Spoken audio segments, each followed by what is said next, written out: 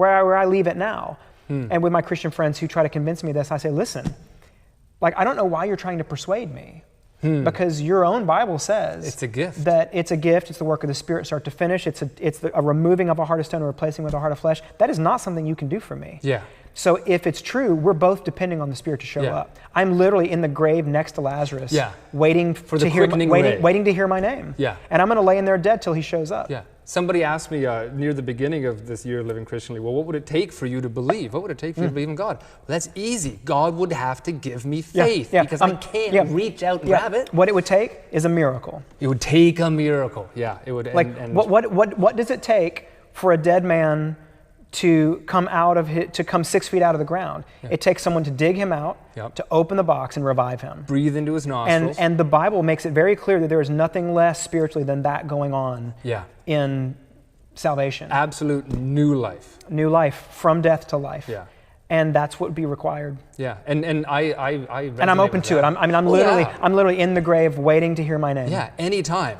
If that's the picture. Because if there is going to be a work of the Spirit going on, I want in. And I won't be able to resist it. And I can't call out for it. I cannot coax him over. Yeah. Either my name is written in the book of life or it's not. Yeah. And I mean, so if we're going to really get into the language, the hard language of the Bible, provocative as it may be, like I got to a point, I don't like binary ideas or statements, but there's a few that feel emotionally like they are, although maybe they're not. But there's a point where I said, you know what, maybe God made me and fashioned me for destruction. Yeah. Yeah, vessel for wrath. Because he says he does that. Jacob I have loved, Esau I've hated, for the good pleasure of his own will. That's right. And he receives no counsel but his own about that. And so there's nothing I'm going to be able to do to change his mind about it. So maybe it's all real and I'm just not chosen. And that's a thing that's just a thing I'm going to have to reckon with. Yeah. And that's not a thing I can really do anything about. Right, and it would seem unnatural and almost, it would seem shady to try to do something about it in a way, to try to strong arm a faith into oneself. So I'm going to try to make the best of this. Yeah. And I'm listening. Yeah.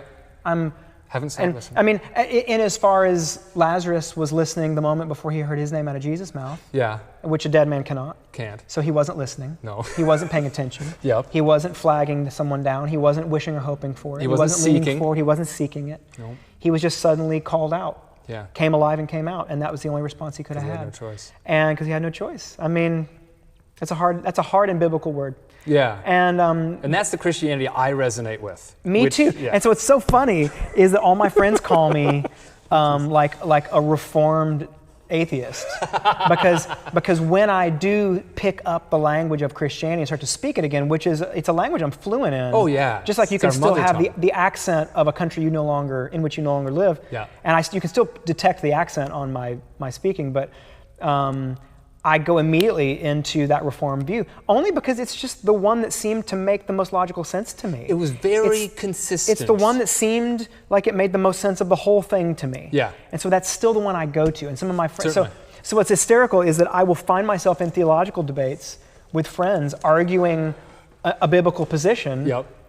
Arguing from a Bible that I have no belief in. But I'm just like, but I'll argue all the tenets of Reformed theology with them and sometimes win. Yep. And then at the end of it, have to say, that was weird. And by the way, that was weird because I for sure don't believe any of what either of us have just been talking about. Oh my God. So it's weird. That's awesome. It is weird. Anyways, comforting that you understand. Yeah. Because not a lot of my friends do. Not a lot of my friends do because they're just like, if you're going to talk about Christianity, at least talk about it the way I talk about it and be cool about it. And be open and be tolerant and be whatever. I'm like, I don't know Christianity. I've never experienced that version. It's a weird dialect. And as you talk about it, I want to start quoting Bible verses to challenge you. Yeah. Because like, what do you do with this? This is no Christianity. What do you do with this? Yeah. Actually.